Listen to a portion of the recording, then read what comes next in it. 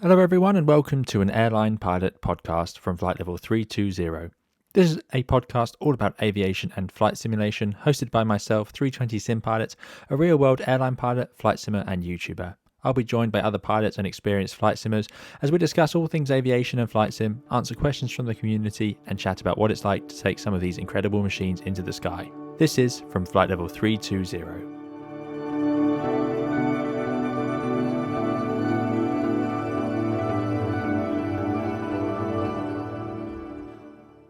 To start today's episode, I'm going to answer a question about my channel which I received from the community and discuss its origins. This is something I wanted to talk about as we've now passed 3 years of the 320 Sim Pilot channel.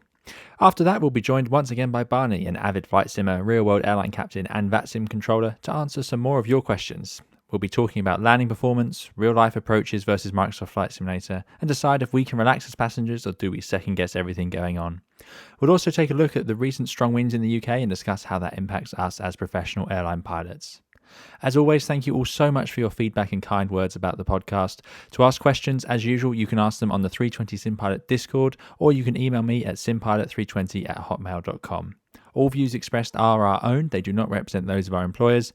Please keep up spreading the word about the podcast. It makes all the difference and enables me to bring you special content and interviews. Speaking of which, we have a special guest in the next episode, so stay tuned to find out who. Our first question for today's episode comes from Leo, who asks, what made you want to start making flight simulation videos? So I thought this would be a good moment to talk about the channel. It's been 3 years of the 320 Sim Pilot channel now, which is quite a hard fact to come to terms with, really. I cannot believe it's been that long. I originally made the first videos on the channel, and I have the date here. The first video was 5th of April 2020, and I made it using the TOLIS A321, which had recently come out for X Plane 11. Now, why did I decide to make that first video? Well, once the pandemic started and I stopped flying, it was the first time in my working life as a professional that I hadn't been always at work, always engaged with the job and with the aeroplanes.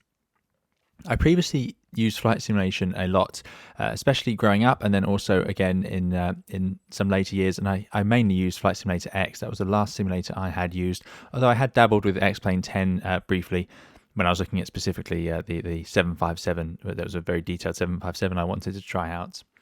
Now, I always struggled with flight simulation when I was younger with some surprisingly basic things. I remember when I started out on the 757 in FSX, the Captain Sim one, I struggled with the FMC and being able to clear a discontinuity, as it were. An incredibly easy thing to do, but not obvious, and I didn't really know where to look to find out that information. And YouTube wasn't as big back then.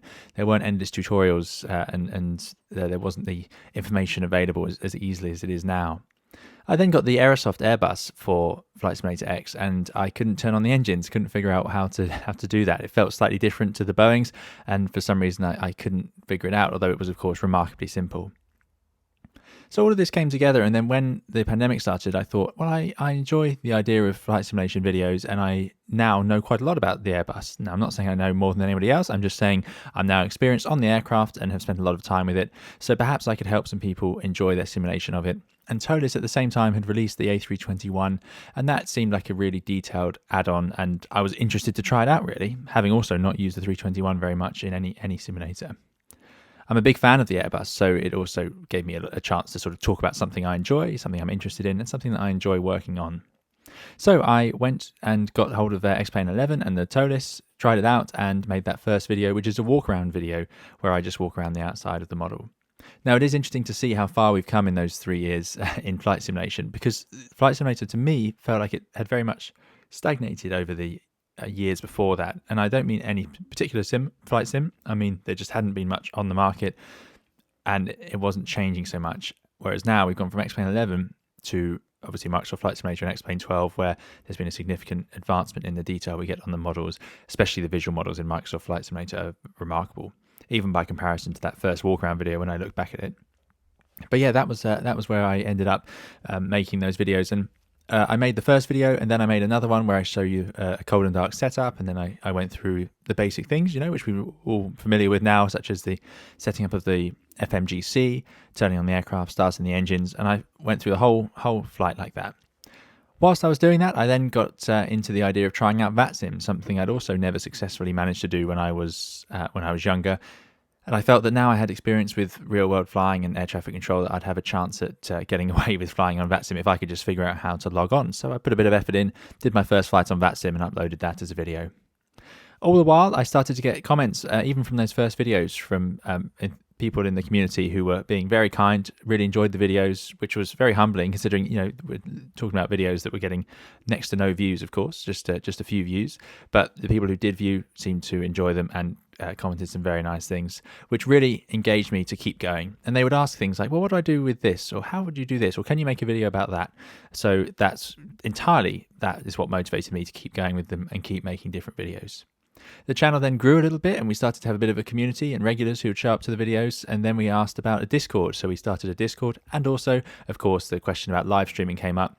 So I did my first live stream, which came shortly after that, and that was quite a nerve-wracking moment. That was a big moment for me. But yeah, so the live stream, which I obviously got to grips with and thoroughly enjoyed once I got warmed up a little bit into it. Then we started to deal with Microsoft Flight Simulator, and of course we had our breakout video when I did my Microsoft Flight Simulator first look. That was on 18th of August 2020. It's now got over 600,000 views. Some other key moments for the channel would be the 787, Learn to Fly the 787 video I did on the Heavy Division. That's got 456,000 views. That went up in June 2021. So also hard to believe it's been almost a year since the first Phoenix simulations videos. The channel now has 73,000 subscribers, or over that, 9.1 million total views and over 1.6 million hours watch time. I just want to thank you all so much for being a part of the channel. It's really, really humbling, and I absolutely have thoroughly enjoyed it.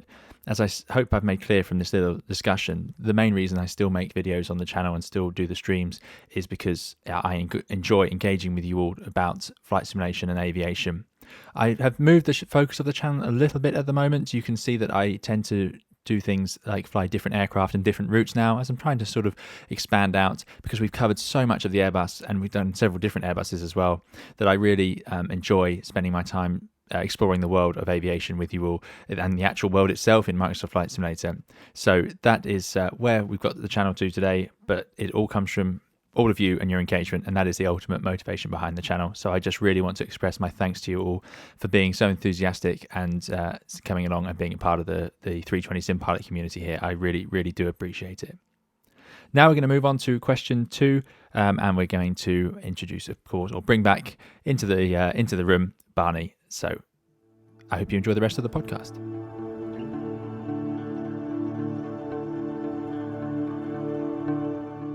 Right, so now we're moving on to question 2, and welcome back to the show, Barney. Thanks for joining us again.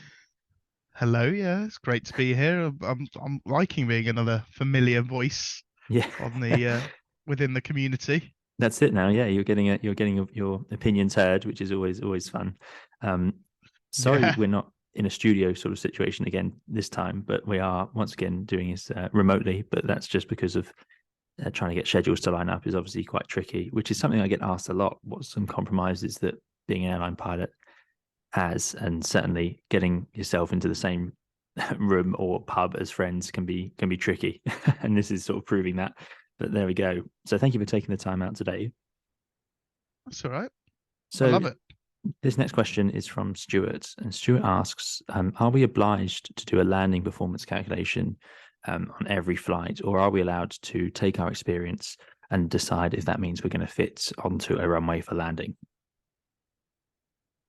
Interesting question. Oh yes, yeah, we do it. Yeah, we do it every landing, really, just to make sure that it is going to work. It's a really good question. I think the problem with it is it seems a bit stupid when you're landing a light 319 into a 4-kilometer runway, but it's always worth doing because it creates a habit.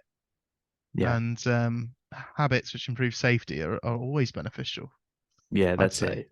It's fine to think that you know, and I can tell you the stopping distance of a 320 with low water brake and medium water brake on a dry runway at sort of most reasonable weights, something like, and you wouldn't be familiar with this, medium water brake 1,800 meters, low water brake 2,300 meters, so Yeah, you can take that and then you could look at an airport chart and go, oh well, the runway is 3,000 meters long, so that's fine. Problem with that is, of course, where's the inset threshold? Does the runway slope down or up? And what if it's wet? And where's the intersection that you want to come off at? So it can all add up Exactly. much quicker. And there's some airports that we fly to that I think some people assume one thing's going to work and then they calculate it and then they realize, oh, actually it doesn't. And there's like certain airports I fly to that's a theme. I think that people have a different idea in their mind about how long it is. So yeah, all of these things are reasons that we just do a calculation every time. It's also assumed in the flight Yeah. planning stage. So some airlines do this differently. Some airlines will do a performance check as part of the flight plan, and that will be given to the pilots. So it will say what weight you're expected to land at, and if that fits into the airport. And others won't show that to the pilots, but it will be assumed that if the runway is dry, that you can land there, and if it's wet or anything, then you need to do another calculation. So there are different ways of doing this, but Absolutely. ultimately, it's our responsibility. So why would you ever put yourself in that situation? And I think helps. the other problem. Sorry, carry on. No, go on. No, I was just gonna say the other thing is you spend a lot of time in this job trying to cover yourself and thinking if I was to justify what I've done in court, for example, if God forbid something happened, the first thing they're going to turn around and say, if you, for instance, slide off the side of the runway or roll off the end of the runway, even if it's nothing to do with the fact that the landing performance was incorrect, or if we'll say, why didn't you do an IFLD, an in-flight landing distance calculation? And you're not going to be able to sit there and go, oh, because I knew it was okay, because a Yeah, lawyer would tear you apart. So it's yeah. There's a professional responsibility, and as a passenger, you would expect the pilots to have some firm evidence that they're going to fit on the runway. And yeah, when it's a really long absolutely. runway, you can see that experience is going to tell you it's fine. But there is that where's that line that it becomes a runway where you need to do a performance calculation, and that line will be different for everybody, and that's what we can't have, that sort of variability, because then you're going to have different ideas from different people, and what we need is the actual numbers, the hard numbers. So it's much easier just to always have an idea. Brings on to my next question, which is from Wired Womble, who asks, how do you choose your auto brake Good name. selection? Yes, good. How do you choose your auto brake selection? So medium for getting off the runway quicker, or would you go low to reduce brake wear? And that sort of ties into Ooh, this whole working out your landing distance, because you need to know where you're trying to come off the runway as well. So that's exactly. the big thing in choosing auto brake for me. I don't know about you, Barney. Yeah, I'd agree. So I think yeah, trying to plan your exit. I think on short haul it's not as critical, but on the bigger aircraft, I know that it can be. It's more critical trying to plan like brake wear, brake cooling. I Yeah, think even on the 7.3, they do are very conscious of the brake cooling times. yeah. So Does it yeah, not I have suppose you fans? There's would. no 7.3s don't have fans, No, do there's they? not. I don't think they do. No. I've never heard of it. Oh, sorry. No, I Bless don't you. think they do have fans.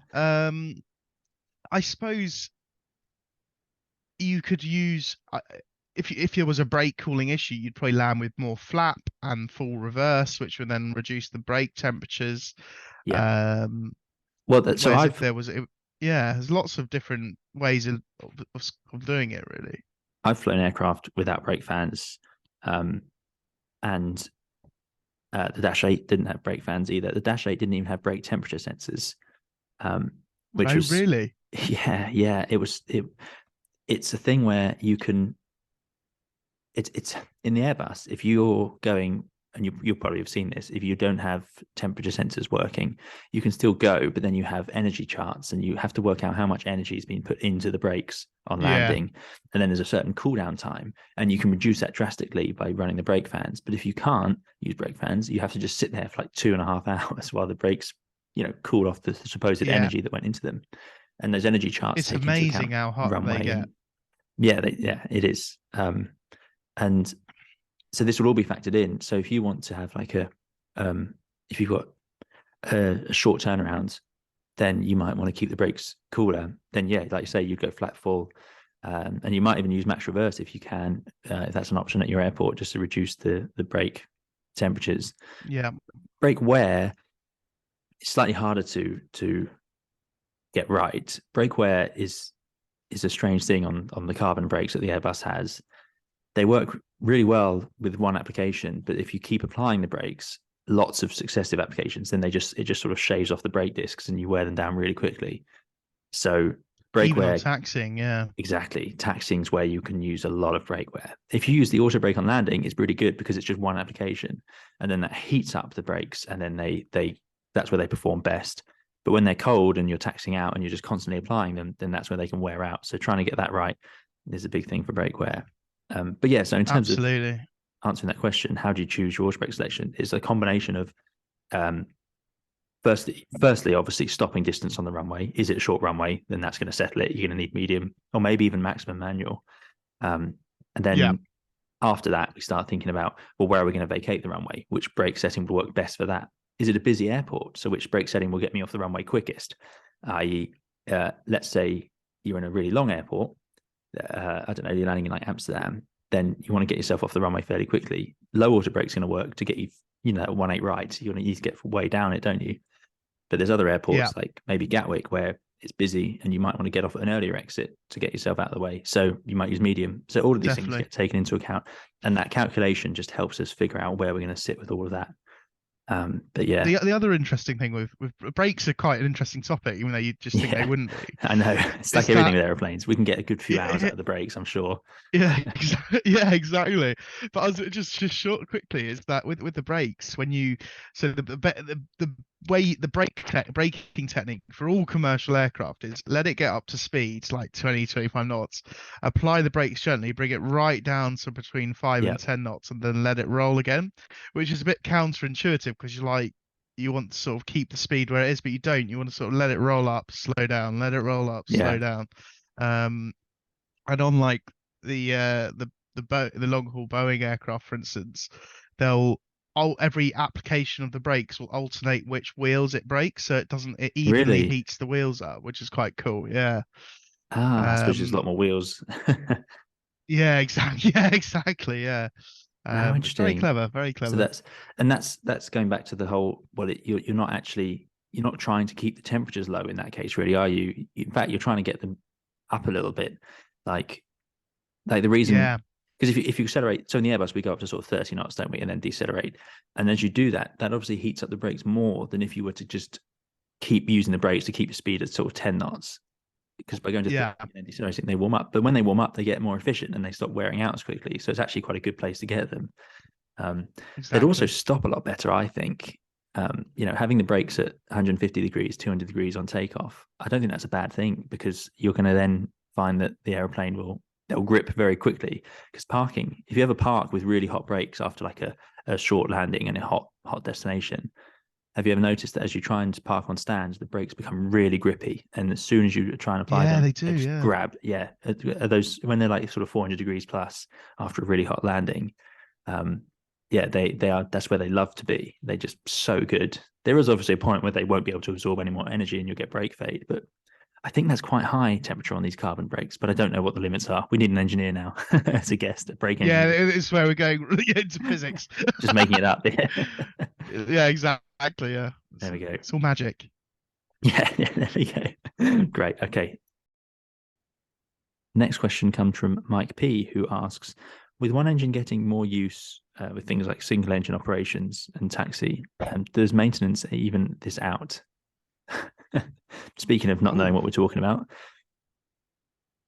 yes, I suppose they do. They would do, yeah, because the engines have to be evenly aged, I believe. Anyway, Well, on an aircraft, they're evenly on aged. an aircraft, yeah, I believe they try and they balance them out. Because if you put a brand new engine on it, Yeah. I can't remember what it is actually. That's a really good question. I know that on um the 777, for example, you can single engine taxi on either engine. So Right. it's not, you alternate them. So it's not too much of an issue. But on the 320, I'm not 100% sure Yeah. anymore. So for those of you who don't or aren't aware, when we taxi out or in after before takeoff and after landing in the A320, it's quite common. Airlines all over the world now will use just one engine to taxi along and then start up the other engine before takeoff as they get nearer to the runway, and then they'll shut it down after landing and taxi in on one engine. It saves fuel, it saves engine wear, and talking about brakes, it saves brake wear because the Airbus tries to actually run away. It's got too much power at idle, so when you release the brakes, it just tries to roll forwards. So by shutting down Yeah, one engine, we reduce that and we reduce the brake wear, and obviously the carbon emissions and everything else. It's a really good question. I genuinely don't know, and it's something I want to look into. I'm going to see if I can find someone who does know, because I don't actually have access to that information. a really good question. Yeah, the technical log on the aircraft, they don't go back that far. Well, they do, but we don't see the full technical log and the details of how long the engines have been on. You do notice on aircraft, I've certainly noticed, you can have two engines that look very different. So you can have two engines that, and one of them's got, it looked brand new, and the other one doesn't. So I think even if they try and keep them similar in terms of age, I'm pretty sure they just get to different ages and get replaced when they need to. I don't feel like there's any limit. I don't think it's not like changing your tires on a car where you'll change the set at the same time. You'll change both the rears or whatever. It seems to be that the engines can be different ages, because you'll notice as well on some aircraft different numbers. So the Airbus engines will try and run at the same EPR. That's what they're based on, engine pressure ratio. Whereas or the same N1. But to do that, they'll put in whatever fuel flow they need independently. They've got their own FADEC, their own digital computers running that. So you'll notice different numbers and different EGTs and different I don't know, N2 speeds and so on, until they get the right EPR or N1 that they're looking for, which I assume comes down to age of the engine and wear. But yeah, it's a good question, because you're right. That's a really good question. Yeah, maybe we'll have to look that up. I wouldn't even know where, because every flight, the engine number one, which is the one that we taxi with on the Airbus, every flight that gets used probably 10 to 15 minutes more, maybe a bit less, depending on if you're in a busy airport or not. But there could be 10 minutes, and that's every flight. And then it does sort of 8 flights in a day, maybe less, 6, 7, 8 flights. So you're looking at 80 minutes extra runtime a day. It adds up, I imagine.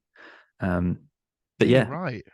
So I assume there is a difference, and how they balance it out, I don't know. But that's interesting to hear that on some other aircraft they might just use alternate engines. That would solve that problem. We don't do that on the Airbus because of the way the hydraulic systems are set up. So we use engine one because it powers the green hydraulic system, and then the yellow hydraulic system we can power with an electrical pump. But we don't have an electrical pump for the green system, so that's why we don't do it in reverse. It is possible to do it in reverse, but it's not as well set up for it, and use the PTU and all sorts. But there we go. So some questions are coming out now that we need to very get technical. Some really technical questions. But there we go. So this question comes from Dan VB, who says, have you ever flown into an airport in Microsoft Flight Simulator and then in real life and had deja vu? Ooh. So been flying in real life and had deja vu? Yeah, i.e. you went there in simulator first and then saw it in real life and thought, oh yeah, this looks just like it did in the sim. That's what I think the question's getting at. Yeah, all the time, because I'll always if I'm not been somewhere before, I'll generally try and maybe go fly it in flight sim if it's a bit more complicated, for example. Yeah, nice. Yeah. Sometimes, yeah. Like especially if I'm doing light aircraft stuff and I'm maybe not 100% familiar on the instrument approaches and stuff like that. But yeah, I'll definitely do that. Yeah. It's and it's good in Microsoft Flight Simulator is very good for light general aviation because of that. Obviously, the satellite imagery is so good. You can really get just an idea of, well, where is that town? Where is that road I need to turn inside and all of this stuff. And you get an idea of how quickly you'll reach it. And that's where I find 100%. Simulators at their best, sort of working out the pacing and the timing of things. So if you're flying into, I don't know, if you think of like a challenging sort of approach to make, I don't know, if you're approaching Madrid from the north and you're descending into it, it's quite a high energy approach. And to get it right, if you've never been before, you might think, I could just fly it normally. Whereas, if you've done it in a sim, you might realize actually it's really tight. We need to get the flaps out earlier, get the drag on before we go down.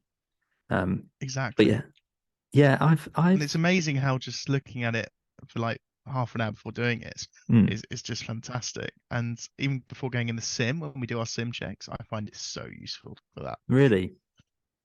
See, I'm slightly Yeah. different. For GA, I think it's great.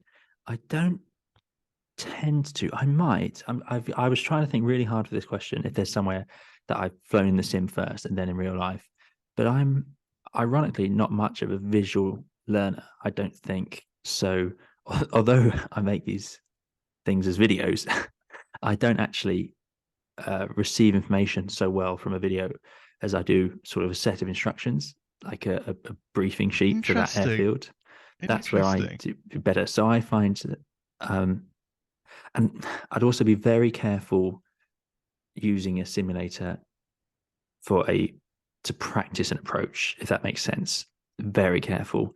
You've got to keep an open mind. I'm not saying it's anything wrong doing it, but there's this risk that, when you're sat at home and you just do it on your own, you might not be focused on it as much as you would be when you're going to do it in the real world, obviously, and you're not going to have another professional sitting next to you.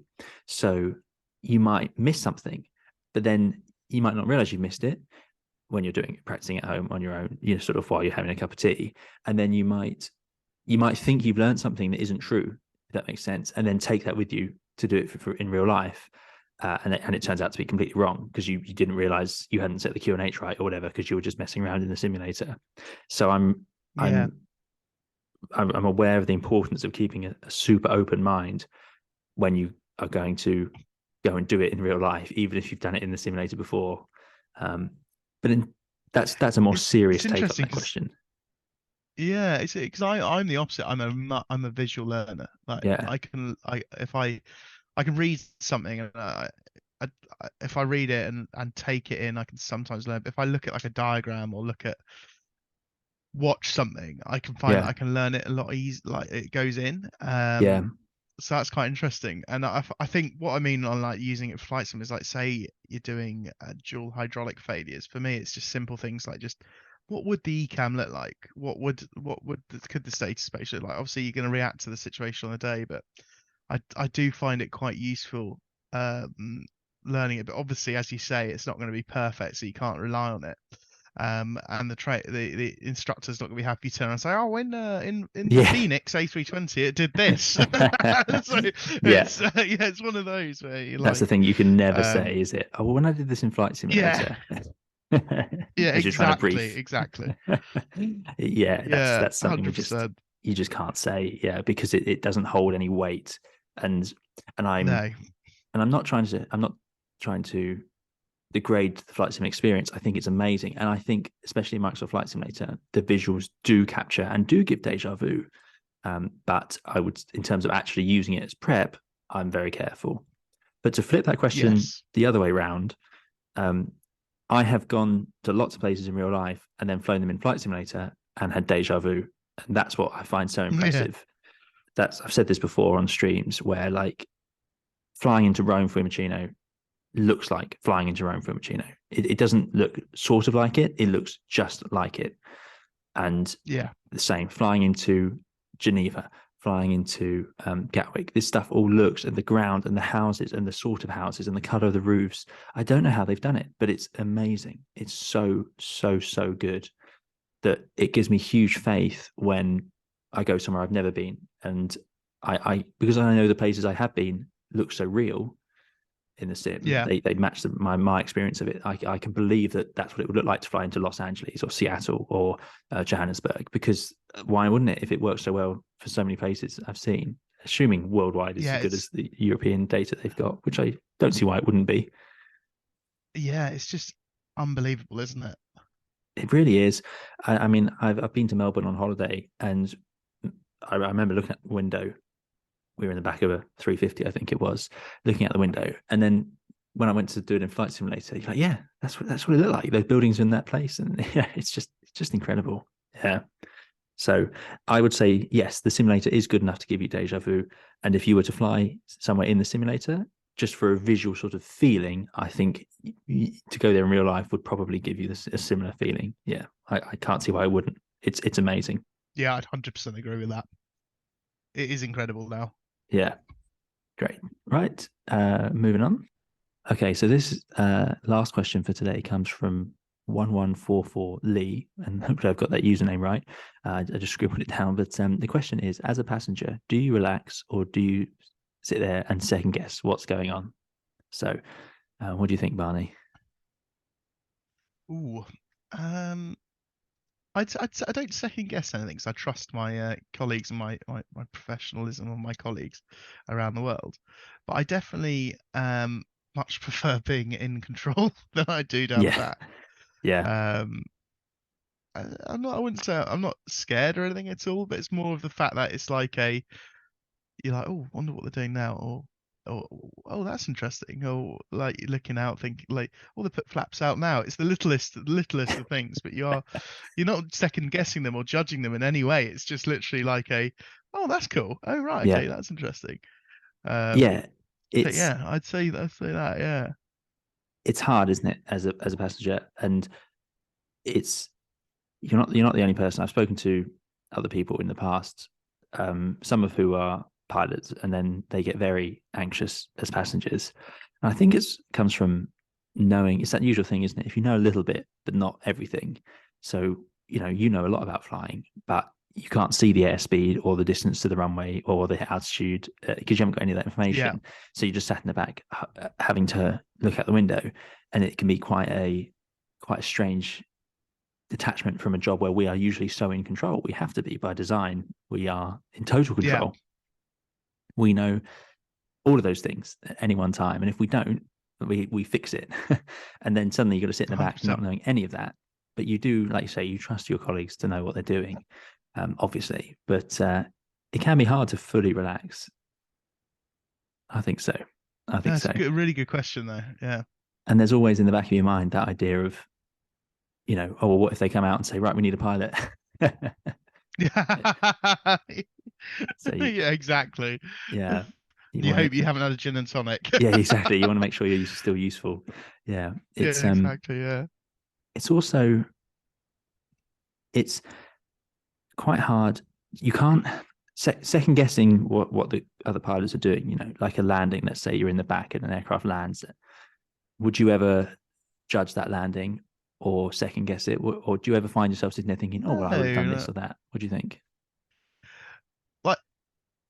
No, I don't think so, because you never know what's going on in the flight deck. You never know what's happened, and I think I've done firmer landings that I would have been happy about. They're completely safe and absolutely fine, but we all have that pride feeling. So normally I'd be like, oh, that's a nice landing. Oh, they've nailed that.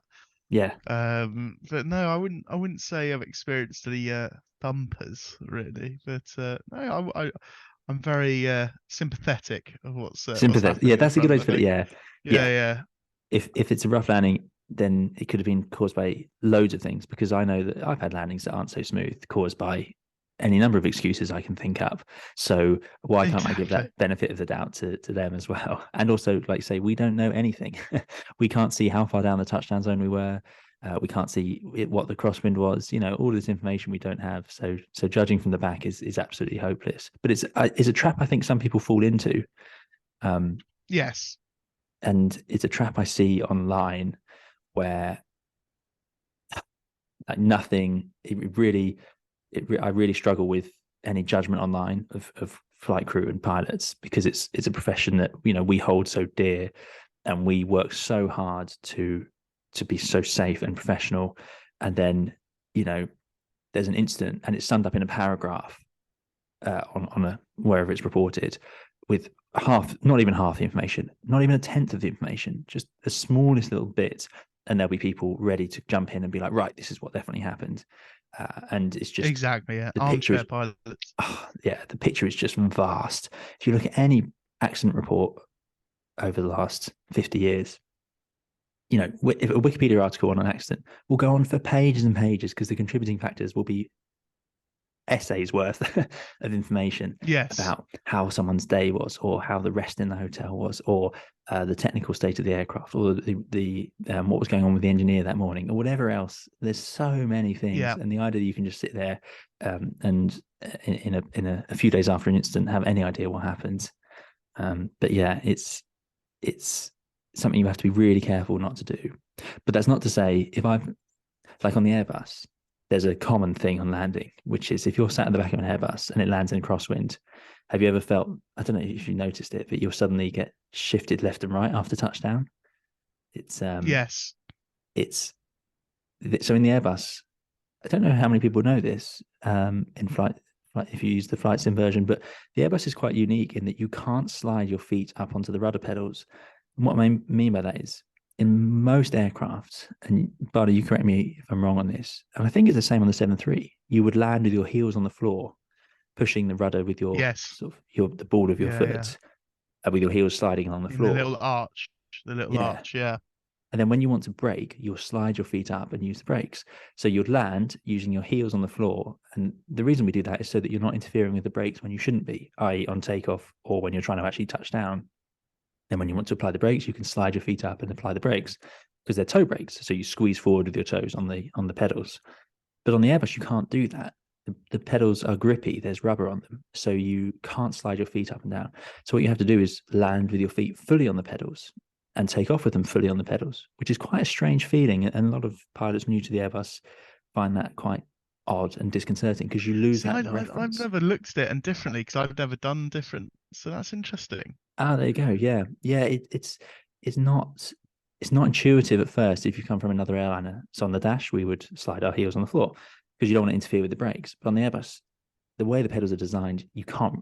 It's not an issue. You don't really interfere with the brakes. They're very good pedals and toe brakes, but you can't slide your feet up and down. You have to just leave them up there. Same for landing. So if somebody doesn't do that, they land in a crosswind with their heels a bit too far down. So they kick off the drift, they land, touch down, and then they need to move their feet up to get onto the brakes. And what happens is as they lift their feet off the pedals, the rudder relaxes and the back of the plane swings, and then they get their feet back on the pedals where they should be, and then the whole thing swings again. But that's terrible. That's me being very judgy, but it's something you can notice. I have noticed sitting in the back on like certain windy days. But I say that, and maybe it was just a gust. Who knows? It's not fair to be too confident in your opinions when you weren't one of the two people sat on the flight deck, and they're the only people who really know what's going on. And even then, sometimes it's only the person at the controls who can really tell you. It can be quite a subjective experience. Is that the right word? Yeah, absolutely. Hard to get right. Talking as well about being a bit bad as a passenger. I know I'm going on a bit now, but we're talking about control. We're used to being in control and familiarity. And I find when I'm a passenger on a long haul aircraft, I'm more likely to second guess things because it's not things like landing and so on, but it's like it's a different concept to me flying out over the ocean. So I don't really know much about it. So I find that a little more intimidating because I wouldn't do it in an Airbus typically. So, and I've never done it, never gone long distance like that. That's a good point. Yeah. I'll give an example. I went on holiday and the aircraft we were flying from, we took off from Doha and we were meant to go south and the airplane flew east for a long time. And it was to do with which countries I think we were supposed to be allowed to fly over. And I was quite unnerved at first. I was like, why are we going the complete wrong way? And yeah, of course, if I was familiar with that airport or that route, I would have known exactly why. It wouldn't have even phased me for a second. But because the little map would show me where we were going, and I was like, we're still pointing the wrong way. Why are we going the wrong way? Yeah, it's really throwing you. Like, what are they doing? Yeah, it was really throwing me. Yeah, and it's all because I was paying too much attention because I wanted to know as much as I could about what was going on. Yeah. Whereas if I just let myself be a passenger, I might have found that more relaxing. Absolutely. Like everyone else on the airplane who was asleep. I sit there looking at the map, trying to work out where we're going. Getting your charts out. Yeah. They should have been here 3 minutes ago over this waypoint. Yeah, exactly. Get your airband receiver. Yeah. There we go. Great. Right, moving on. Right, time for a little bit of what's going on in flight simulator world. So the Innie Builds JFK came out just before we recorded this, and there we go. No surprise, Barney has not only already got it downloaded and flown it. Barney's flying it right now, aren't you? Yes, I am. Yeah, it's taken off now. Absolutely fantastic scenery. Is it good? What's so good about it? It's just a really good representation down to the fact that all the terminals, interiors have all been done. There's people walking around the terminal. Do they have animated people? Just fantastic. Yeah, in the terminal. That's good as well. That's good. I like So that. it's really cool. It's really nice because I don't know. X Plane probably did have a good JFK, but I can't remember there being a well modeled JFK in the P3D world. Right. Please correct me if I'm wrong, but I I never never had owned it, and P3D. yeah, and You would have I owned it. don't remember there being. I would have owned it, yeah, sure, but I couldn't remember there wasn't a high quality JFK for some reason. But I have smashed it, absolutely smashed it. They really are They're good at their really sceneries. done themselves, really done it well. So I'm really impressed with that. The only conflict my GSX for some reason wasn't working 100% with it, but that's not a problem. I'm sure over time they'll sort that. And it's probably because I haven't updated GSX, but we'll see. That's the thing. So many updates to Yeah. do, isn't it? Trying to keep Oh, on top of your exactly. Yeah. simulator now. It's getting really And there's hard. so many different apps that you can run, like Orbix and Iron Manager and whatever I Flight Beam know. Manager and all these. I want them all Yeah. in one place. It's like all the streaming services, isn't it? Netflix, iPlayer, Well, blah blah I blah. do like having Microsoft Flight Simulator's marketplace for this stuff. Yes, Is that's good. Did you get the JFK from there, or you got it directly with I? No, I got it from Iron, yeah, but Yeah, you're right. I should buy more from the marketplace, but it's I easy. still don't find it overly the UI overly No, friendly. I can't work out whether Works, I've but installed it's it half the time. yeah, exactly. I still think the UI is not 100% there, but they're doing Okay. updates and it's looking great. So Yeah, yeah. but Oh, that's but good. yeah, I'll probably have to get that JFK because I've done. I think I've flown into JFK on stream. I certainly flew out of it in Concorde. You didn't see that, did you? I didn't. So Oh, that's right. When the Concords comes out on Microsoft Flight, there's gonna be so many Concords at oh JFK, isn't yeah, there? yeah, you bet. Because it was an X Plane 12 with the Economatter, and it was all going great. We got it powered up from cold and dark, taxied out, and an X Plane default scenery is very good. It doesn't look amazing. It's not full of eye candy, but it's accurate with taxi stands and so on because of that amazing resource they've got with their I've forgotten the name now, but community members build these airports. Yeah. It's just fantastic. Because some of the default airports in Microsoft Flight Simulator are shocking. They are so empty and incorrect and hard to use. Whereas in X-Plane, that doesn't tend to happen, even if they don't tend to look as nice when they're fully done. You know what I mean? Yeah. But in general, they're quite reliable. But yeah, we taxied out and then I took off and did the Concorde sort of departure, a big left turn, and didn't get the fuel trim sorted out for flight mode quick enough. And as Right. we accelerated, totally lost control, and it Oh no. yeah, it just nosedived down like a lawn dart. It's terrible. It was and yeah, it was because the flight engineer in the real aircraft would have been trimming the fuel out for flight, and I didn't get around to that in time. I was busy focusing on flying the airplane, but that fuel trim is just as important, it turns out. Because of Wow, course, that's interesting. there's no such thing as fuel trimming in a 320. You might have a bit of an imbalance, but that's about it. And even on heavy long haul aircraft these days, it's not as critical as it was in Concorde, where the central gravity had to No. be shifted around so much to keep it stable for flight. It's an interesting thought. I mean, can you imagine It's the amazing. Yeah. failures checklists they must have had for if a fuel pump wasn't working and you couldn't get fuel from one tank to the other? Imagine if I'm not saying Concorde had this issue, but imagine if you're flying along and you can't get the fuel to move, so your CG is set and you're at Mach 2, and then you can't slow down. It'd be like that film Speed, wouldn't it? Like where you're stuck at about 50 Oh miles an wow, hour.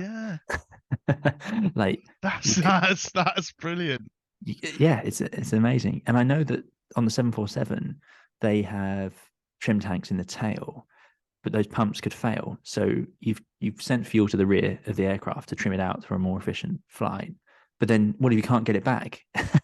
Suddenly you realize, oh, well, the Yeah. transfer's not working back. So then you have to divert on what is effectively the minimum amount of fuel because you can't access a load of your fuel. It's stuck in the tail. Amazing Yeah, stuff that that's can a good happen, isn't it? point. All Interesting. plans. I want to be very clear. Like this is not stuff that is my whole thing about Concorde was purely hypothetical. I'm sure that there was systems in place to make sure that couldn't happen. Yeah. With the 747 example there, they would have enough fuel to get to an alternate. That was the whole point. But you had to be ready for that situation. All of these things have to be considered, and they are, and that's the point. But it is an amazing thought of an extra level of complication we don't have on short haul 320 aircraft. Yeah, it's a really good point. And there we go. More things coming Wow. out soon. We got the Bluebird 757. Well, I say coming out soon. Bluebird 757 has been up. There's been another little update. They've shown some more of the systems and the Yeah, flight it did controls. look good. It does, doesn't it? I mean, 757, all-time favorite of mine, and it's going to feature Yeah. heavily when it comes out, no doubt. I don't know how close it is, though. I feel like it's, I don't know, hard to tell, but I'm looking forward to it a lot. Yeah.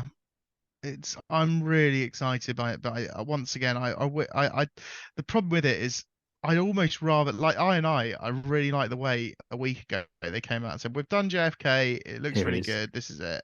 And then Yeah. a week later, boom, there you go, you have it. I find these teasers almost a bit frustrating because you're like, well, where are we at? Are you 50% the way there? Are we talking a year away? Are we talking 2 years away? I don't know. They never Um, say, and I can understand why. And I imagine there has to be a certain part of you have to release some information just to keep your business going, i.e., keep interest there and keep your market demand and so on. But yeah, it's tricky to because we want it right now, don't we? Because we're flight simmers and we love it, so we're just yeah. we have to just be patient here. It'll be here before you know it, like all these things. Flight Simulator was, oh, when's it coming, oh, here's a release date, wow, and suddenly we've had it for 3 years. you know Exactly, yeah. But it what's goes quickly. amazing is we haven't actually had many um uh study level or high detailed No, add-ons. no, And that's I quite know. crazy, really. You would have thought there'd be more by now. And I think there's a big fat big developer on the doing the 330, and Yeah, it so feels Aerosmith like that's been 330, coming for years. that's And it's still just on the never. way. Yeah, and I thought it was very odd the way they pulled the Twin Otter, but So I heard about this. Yeah, that was so the Twin Otter is no longer available for Microsoft Flight Simulator, but it will be coming they just later pulled it in a off market. package. Yeah. How Which does annoy me strange. because I bought that and I was like, hang on a minute, it was quite expensive at the time and it was sold as this really like good Twin Otter, but hey ho. I wonder what's happening with that. Yeah, we'll see. They said it might come back in a different form but not on its own. Um, which Yeah. is interesting. Interesting. I wonder what their plan is for that. Because A330, which would be an interesting aircraft, no doubt, to Yeah. have and is directly related to the 320 in the very most immediate sense. So should fit nicely straight onto or Yeah, into you'd any like to think Airbus so, sort of yeah. pilot's hangar. So that's looking good. I'm looking forward to that. But yeah, 757, I'd love to see. I think this is where the INI A310 fit in so well. It was great to get a retro complex airliner out and to do it for free, which is fantastic. And Yeah, the 757 unbelievable. is going to be the Boeing sort of it's a little bit is newer than the A310, isn't it? But it's still it's a previous generation sort of airliner. So it's nice to have that. Yes. When But are we we going to need a see long haul Boeing, I think. you want so PMDG surely are bringing the triple at some point, but we got no clue as to when. Yeah, I think once again that seems to be there's a lot of talk, but They're no keeping it under wraps evidence for yet, now. I suppose. Yeah, Yeah, yeah. which is quite Well, interesting. we'll wait and see because I love their 737. So I've no doubt the triple will be a nice machine when it Oh yeah, I'm arrives. sure it'd be absolutely lovely, yeah.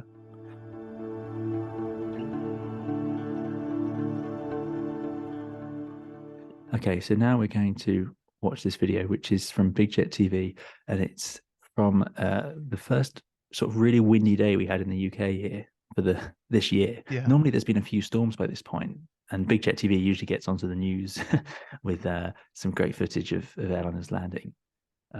But They do, this year, yeah. it's not been so much, which has been great news for us as pilots. So we're starting the video at the 1 minute moment. So you ready, Barney? Yes, Okay, press I play in am, yeah. 3, 2, 1. So it's 767. I think that's a 400. No, it's not. No, Oh, I it's a can't tell. 300 because it's got the 300. There you go. winglets. And it's rocking and rolling down in the wind and the rain. Quite nose low. Wings shaking I around find the gear so strange. the way the gear tilt forward on the Leans 76. Yeah, forward, yeah. it's into the flare. So There's the close to wind touching shear, down, and yeah. up it goes again. Fantastic. And it roars away water streaming off the wings, so clearly in the middle of a downpour.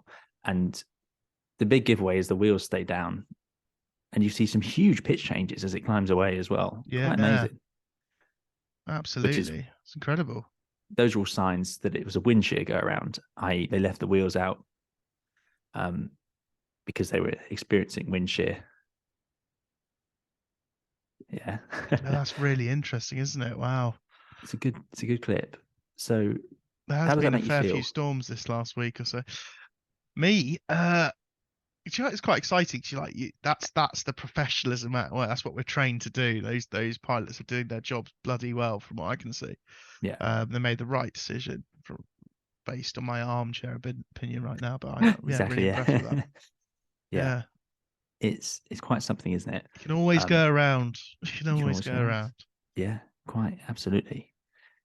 It's amazing the power of that machine, that it can just heave itself with the gear out, the flaps are maybe full. I don't know what they were landing with, but a lot of flap out, a lot of drag, and it can heave itself right back up into the air. It's fantastic.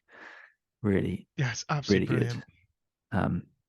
And it's worth noting, of course, that I don't know the exact rules, but most of these aircraft can do that on one engine as well. Certainly initially, Yes. they might struggle without the gear down, but there you go. And away it goes. That is fantastic.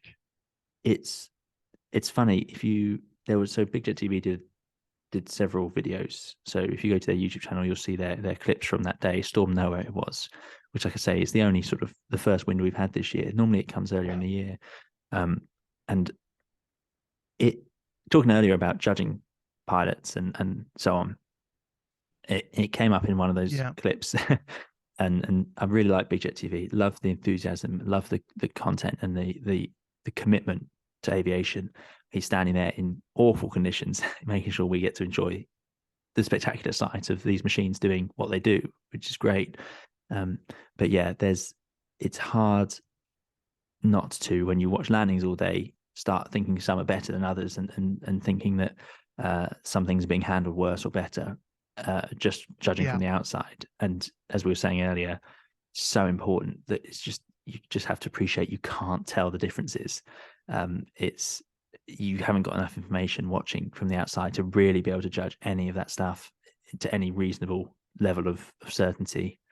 If it looks like a plane is moving around more than another one, it could just be the conditions were worse at that time. It could be that airplane has a slight issue with some of the roll spoilers, or it could be that there was a wind shear at that moment. It's just so hard. So many things that could be going on, and it could be a different airplane. A Neo, for example, and I've said this before.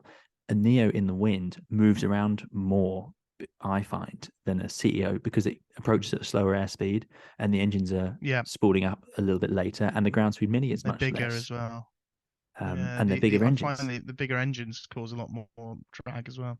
Yeah, so there you go. So if you watch the 320 CEO land and in exactly the same conditions as Neo, they would look different, and the Neo would probably look worse, but it's not actually worse. It's just handling the conditions differently. So yes. I'm determined to be an advocate for not judging things. No, that's so true. Yeah, I think it's so important. But love the enthusiasm of Big Jet TV. Love them standing there filming that stuff. And that's a great wind shear go around to get on video. Definitely. So I'm going to ask you a couple of questions now about wind. About wind, okay. Yeah. So when you get windy days like this, and this is probably enough of a topic for a podcast on its own, because the weather is one of those things that really does affect our day more than most weather and technical issues. So if you had, let's say you were on approach and I said to you, 20 knots across, it's now a 20 knot crosswind. How does that make you feel? I'm like, okay, I can. That's doable, yeah. Yeah. Okay, now it's 30 knots, gusting to 20, gusting 30 knots. How does that make you feel? It's just increased suddenly.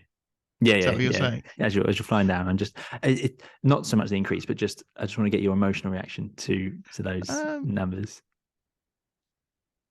Okay, that's all right. Yeah, I could do that. Yeah, 20, 30. Okay, now it's 30, gusting 35.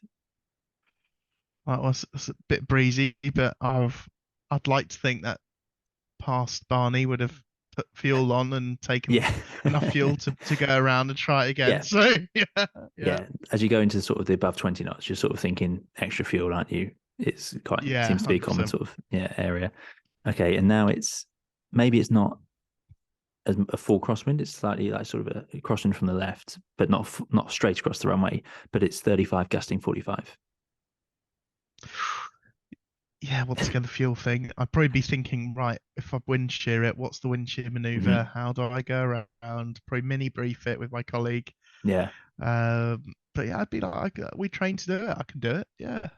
go down C, and if it doesn't work, hopefully you've got somewhere Yeah. where it's more down the runway. Exactly. What if I said it's 40 knots down the runway? That's all right.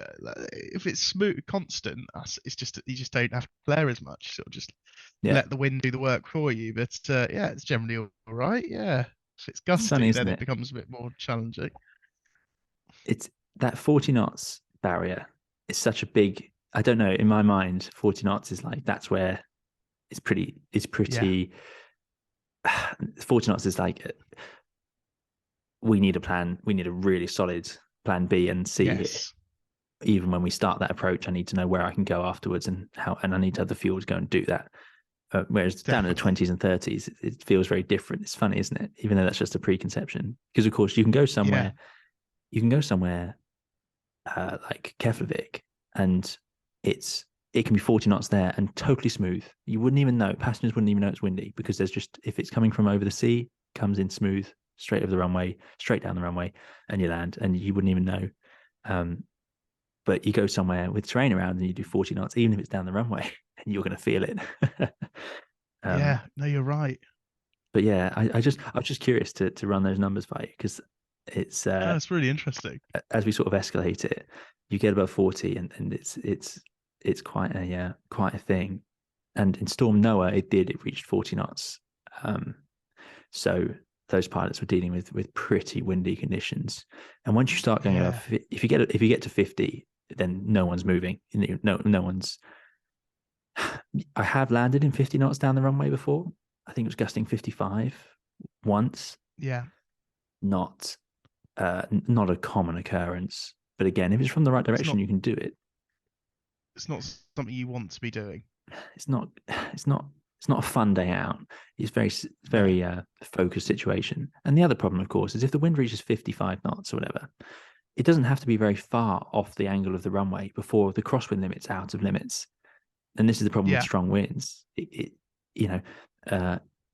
you've got a crosswind that's 35 knots, that's fine, right? That's within limits. Airbus typically, you're looking at sort of 35 to 40 knot crosswind limits, somewhere around there of most of these sort of big aircraft, big jet airliners. But the problem with that is that wind had better be perfectly across, because if it shifts 10 degrees to be a slight tailwind at 40 knots, then that's probably putting you right up on your tailwind limit straight away. And I've had that before as well. Definitely. And that can get pretty awkward pretty quickly. But No, you're right about that. And I noticed in that video as well, one of the big jet videos, he points at the camera at the windsock and says, look at the windsock, and it's sort of straight across. But I don't find windsocks useful above 20 knots. They just sit there straight across whatever you look at. Yeah, because you're not looking at them at all. You just, it's what the tower says to you. That's the critical bit. Yeah, that's it. Yeah, the windsocks, they sort of go, they sort of pick up to sort of 20 knots, and then they're just sort of horizontal from that point onwards. But Definitely, yeah, but they do give you a clue. If you're sitting on the ground, you can watch them for your own amusement. I think of all the pilots trying to land. Exactly, yeah. But you're right about that. So that's it then. So we'll leave it there for today. So thank you very much for taking the time once again, and That's right. I do enjoy it. Thank you so much. look forward to having you back on board again soon. As we Definitely, yeah. carry on. Got loads more questions to get through, loads more, and hopefully some Good. guests, which I'm I hope sure you'll people are be enjoying it. Yeah, interested to talk to. Yeah, we had lots of really great feedback again for the last episode. So yeah, thank you to anyone who's messaged and emailed questions in and so on. It's really appreciated, and we look forward to answering more of them in another episode. So Thanks very much, Barney. Have a good rest of the day. No worries. Look forward to the next time. Thank you. Cheers. Bye. That's it for this episode of From Flight Level 320. Thank you so much for listening. I do hope you've enjoyed it. Thank you for spreading the word about the podcast. It's enabled us to secure our first guest on the show aside from Barney. The next episode will feature a really fantastic guest. It is the one and only Katie Pilot. Katie Pilot is a real-world airline pilot, a content creator and streamer, and a developer of certain parts of flight simulation add-ons. So a really, really fascinating guest who has very kindly taken the time to talk with us. And so in the next episode, we'll be having a big discussion with Katie Pilot all about flight simulation and aviation. Do please keep spreading the word, and of course send your questions to simpilot320@hotmail.com or join the 320 SimPilot Discord, where you can find us on podcast questions. We'll see you again in another video or live stream or podcast, so do please keep safe and well. Bye bye.